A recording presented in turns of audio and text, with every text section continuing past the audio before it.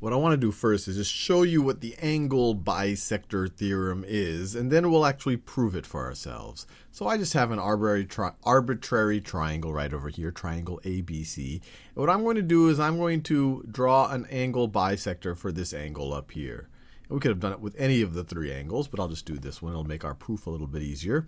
So I'm just going to bisect this angle, angle ABC. So let's just say that that's the angle bisector of angle ABC.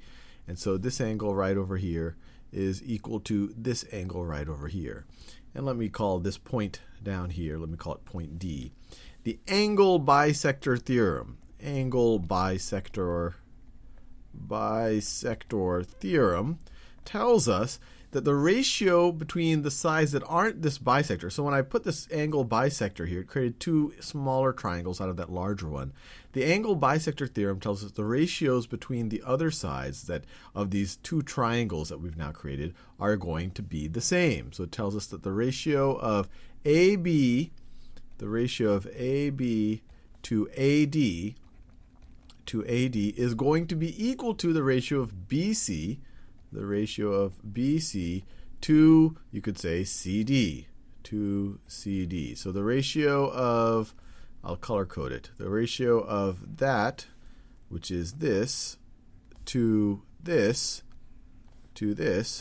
is going to be equal to the ratio of this, which is that, to this right over here, to CD, which is that over here. So it's kind of, once you see it, the ratio of that to that's going to be the same as the ratio of that to that. So that's kind of a cool result, but you can't just accept it on faith because it's a cool result. You want to prove it to ourselves.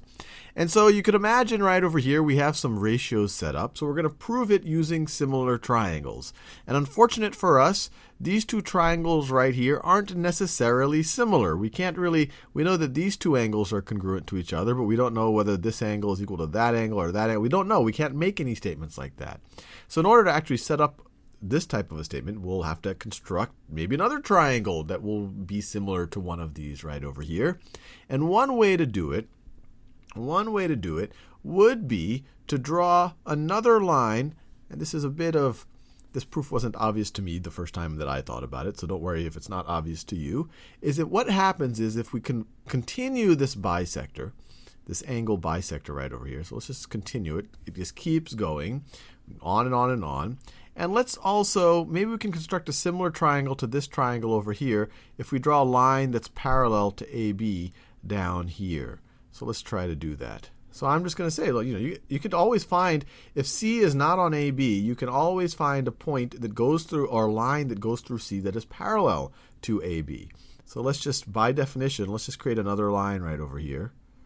And let's call this point right over here F. And let's just pick this line in such a way that FC is parallel to AB. So this is parallel to that right over there. So FC is parallel to AB, and we can just construct it that way. And now we have some interesting things, and we did it that way so that we can make these two triangles be similar to each other. So let's see that. Let's see what happens. So before we think about similarity, let's think about what some of the angles, or what we know about some of the angles here. We know that we have alternate interior angles, so just think about these two parallel lines. So I could imagine AB keeps going like that, FC keeps going like that, and line BD right here is a transversal. Then whatever this angle is, this angle is going to be as well, from alternate interior angles, which we've talked a lot about when we first talked about angles with transversals and all of that. So these two angles are going to be the same.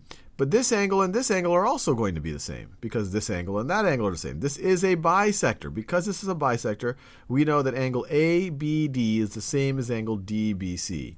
So whatever this angle is, that angle is, and so is this angle.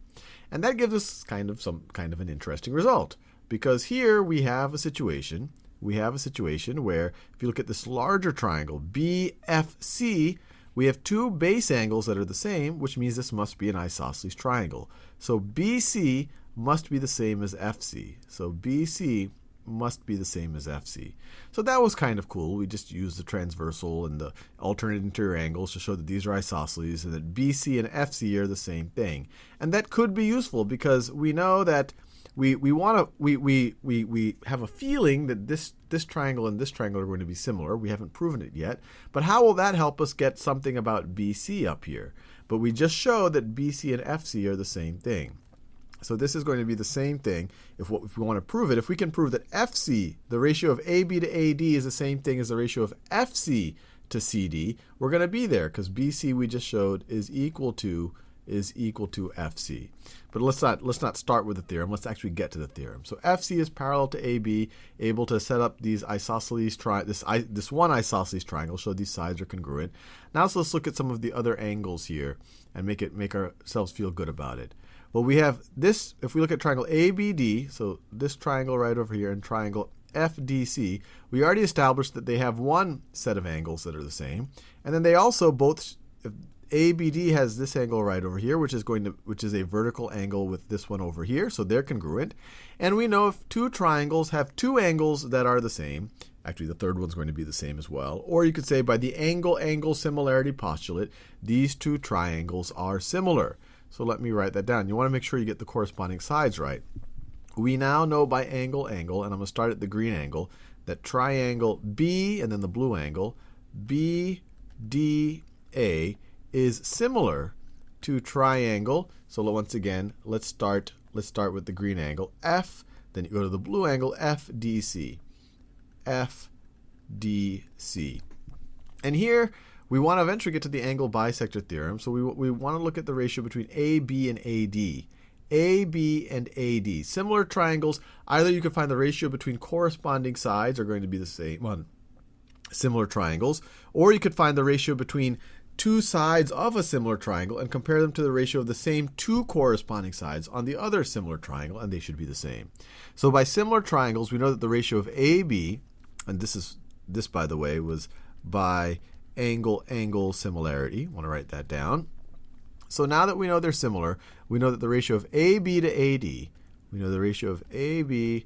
AD, is going to be equal to, and we could even look here for the corresponding sides, the ratio of AB, the corresponding side is going to be CF, is going to equal CF over AD. AD is the same thing as CD, over CD. And so we know the ratio of AB to AD is equal to CF over CD, CF over CD. But we just proved to ourselves, because this is an isosceles triangle, that CF is the same thing as BC right over here. So CF is the same thing as BC.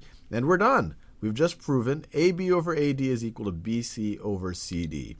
So there's kind of two things we had to do here is, one, construct this other triangle that allowed us, assuming this was parallel, that gave us two things. That gave us another angle to show that they're similar, and also allowed us to establish, sorry, I have something stuck in my throat.